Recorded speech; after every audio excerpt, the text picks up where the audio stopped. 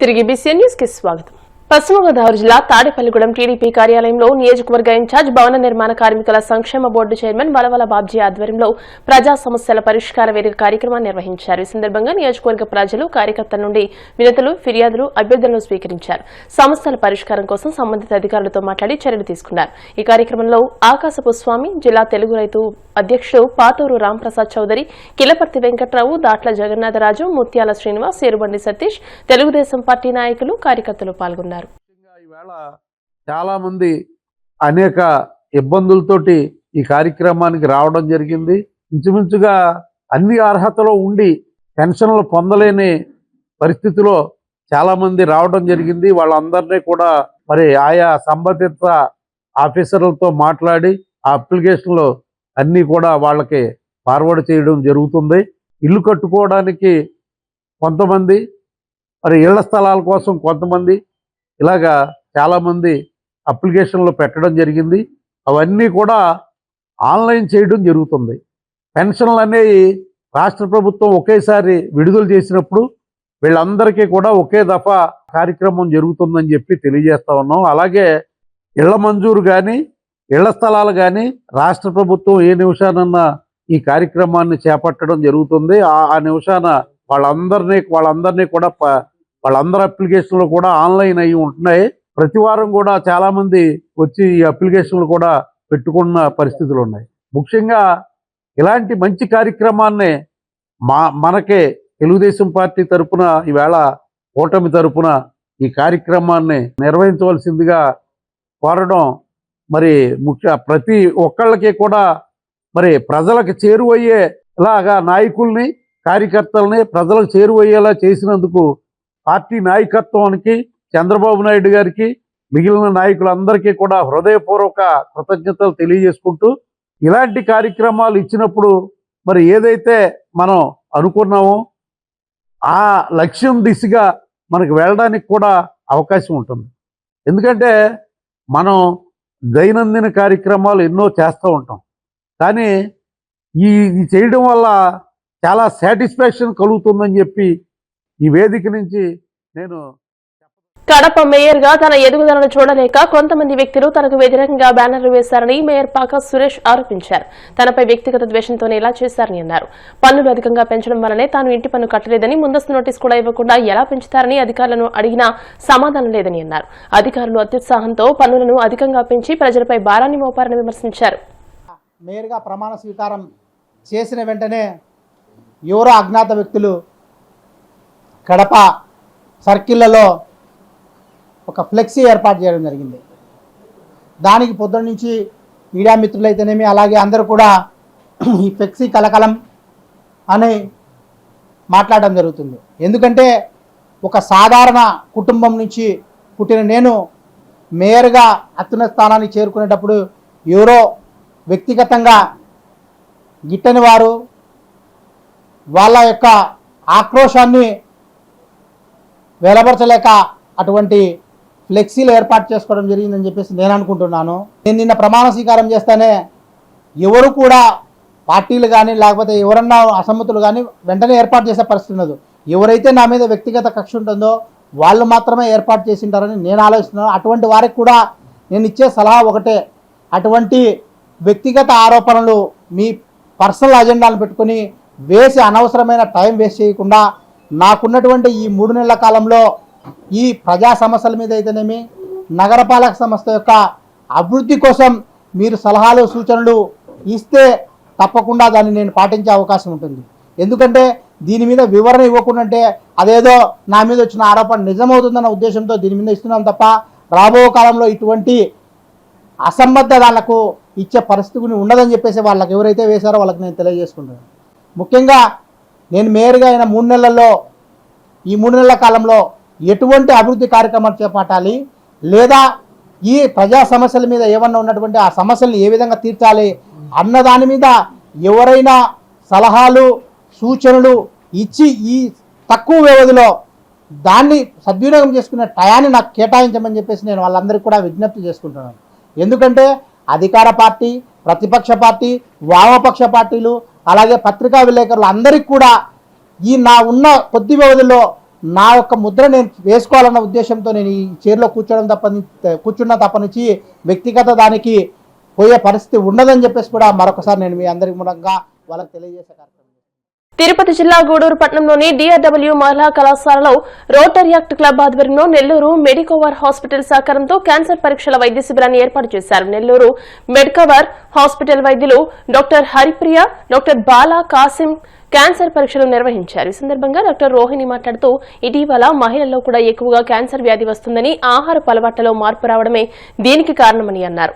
30 సంవత్సరాలు దాటిన వారు ప్రతి 5 సంవత్సరాలకి ఒకసారి క్యాన్సర్ పరీక్షలు చేయించుకోవాలని సూచించారు. ఈ కార్యక్రమంలో వెంకటేశ్వరరెడ్డి, మల్లు విజయ్ కుమార్ రెడ్డి, విద్యాసాగర్, కళాశాల ప్రిన్సిపల్ హనుమంతరావు, ముని గిరీష్, శ్రీధర్ రెడ్డి, గాయత్రి విద్యార్థులు పాల్గొన్నారు.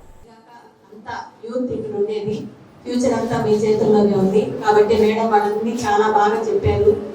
అలాంటివన్నీ మీరు ఇక్కడ వినడం అక్కడ మర్చిపోవడం కాకుండా పాటించాలి.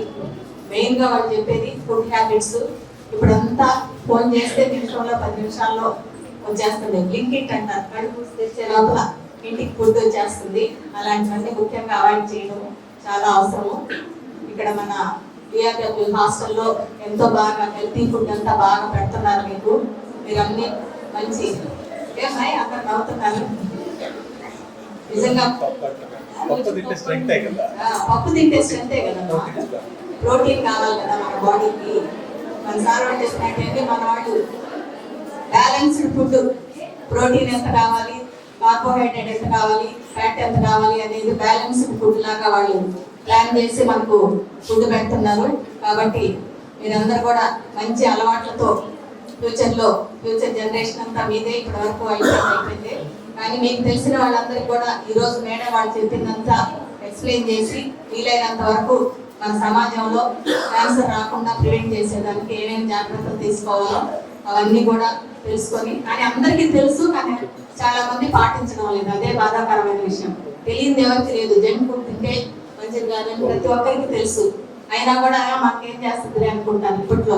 అది ఎప్పుడో ఫ్యూచర్ లో ఏం చేస్తుంది అనేది అవతల మనకు బాధపడినా ఉపయోగం లేదు. కాబట్టి prevention is better than cure అని పదే పదే అందరూ చెప్తూనే ఉంటారు. మెడికోవర్ హాస్పిటల్ సంబంధించిన ప్రముఖ వైద్యులందరికీ, అలాగే స్టేజ్ మీద ఉన్నటువంటి రోటరీ క్లబ్ మెంబర్స్ కి, స్టేజ్ మీద ఉన్నటువంటి ప్రోట్రాక్ట్ మెంబర్ అయినటువంటి విద్యార్థులందరూ కూడా, అలాగే ఇక్కడ ఉన్నటువంటి స్టూడెంట్స్ అందరూ కూడా ప్రత్యేకమైనటువంటి శుభాకాంక్షలు. ఈరోజు ఎక్కువగా అంటే వచ్చినటువంటి ప్రోగ్రామ్ చాలా వాల్యూబుల్. ఇక్కడ మాటల కంటే కూడా మనకు చాతలు అనేది చాలా అవసరం కాబట్టి ఎక్కువగా మాట్లాడుతాను. ఇంకా 2 విషయాలు ఈ సందర్భంలో పురస్కరించుకోవాలనుకున్నాను. ఎందుకంటే ప్రాణాన్ని పోయగలిగే కెపాసిటీ ఒక డాక్టర్స్ మాత్రమే ఉంది. ఆ ప్రాణం పోయే ముందు మనకు జన్మనిచ్చినటువంటి తల్లి, ఆ తర్వాత మన దేశం యొక్క సార్వభౌమాధికారాన్ని కాపాడేటువంటి సైనికులు, ఎక్కడో దైవం ఎక్కడో నాకు తెలియదు కానీ ఉదయం వేస్తేనే తల్లి, మనకు ఏదన్నా జబ్బు చేస్తే ప్రాణం పోసేటటువంటి డాక్టరు, దేశంలో ఉండే సార్వభౌమాధికారాన్ని కాపాడే సైనికులు మనకు ప్రత్యక్షంగా అవబడేటటువంటి దైవాలు. వీళ్ళందరికీ కూడా మనందరూ కూడా ఆర్థికంగా అందాలు చేయాలి. ఇక్కడికి వచ్చినటువంటి డాక్టర్స్ అందరూ కూడా నా ప్రత్యేకమైనటువంటి ధన్యవాదాలు.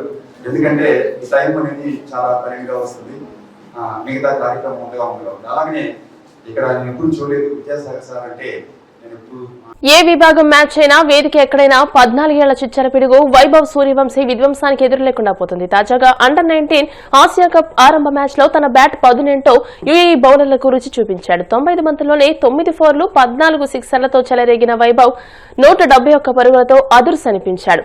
అతడి దాటికి ప్రత్యర్థి యుఏఈ 234 పరుగుల భారీ తేడాతో చిత్తు కావడం గమనార్హం. శుక్రవారం జరిగిన ఈ మ్యాచ్ లో ముందుగా బ్యాటింగ్ కు దిగిన భారత కుర్రాళ్లు 50 ఓవర్లలో 6 వికెట్లకు 433 పరుగులతో బెంబేలెత్తించారు. అండర్-19 విభాగంలో భారత్ కు ఇదే అత్యధిక స్కోరు. ఆ తర్వాత కష్టసాధ్యమైన ఛేదనలో యుఏఈ 50 ఓవర్లలో 199/7 స్కోర్కే పరిమితమైంది. It's straight down the ground. That's going to be 4 more. This time, will it be taken? Dropped. You can't afford to do that when you're playing against a side like India with so much of experience. 48 for 1. short delivery. Now they like pace. They like pace on this pitch, and that's very well played for 4. Again, beautiful, beautiful. This guy looks so good. This is high and safe. Has it gone all the way?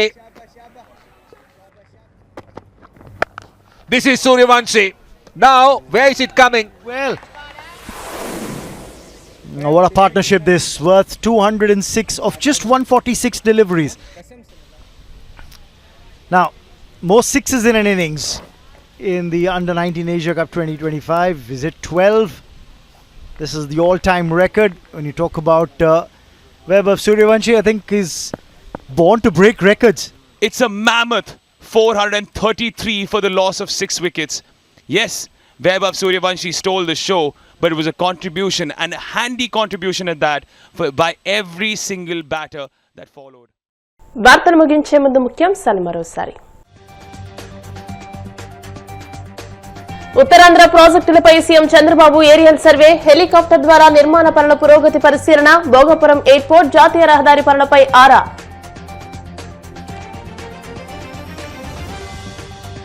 విశాఖలో అంతర్జాతీయ technology దిగ్గజం Cognizant శాశ్వత campus కు శంకుస్థాపన, ఏపీలో speed of doing business కు ఇదే నిదర్శనమని మంత్రి లోకేష్ వ్యాఖ్య.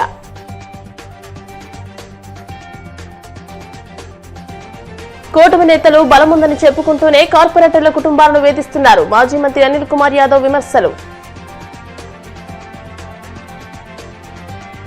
గోవిందనామ స్మరణతో మారుమోగిన కోనసీమ తిరుమల, వాడపల్లి వెంకన్న దర్శనానికి పోటెత్తిన భక్తజనం. ఈ వార్తలు ఇంతటితో సమాప్తం. మరిన్ని వార్తల కోసం BCN digital YouTube channel, Facebook page ని ఫాలో అవ్వండి. అప్డేటెడ్ వార్తల కోసం ప్లీజ్ సబ్స్క్రైబ్.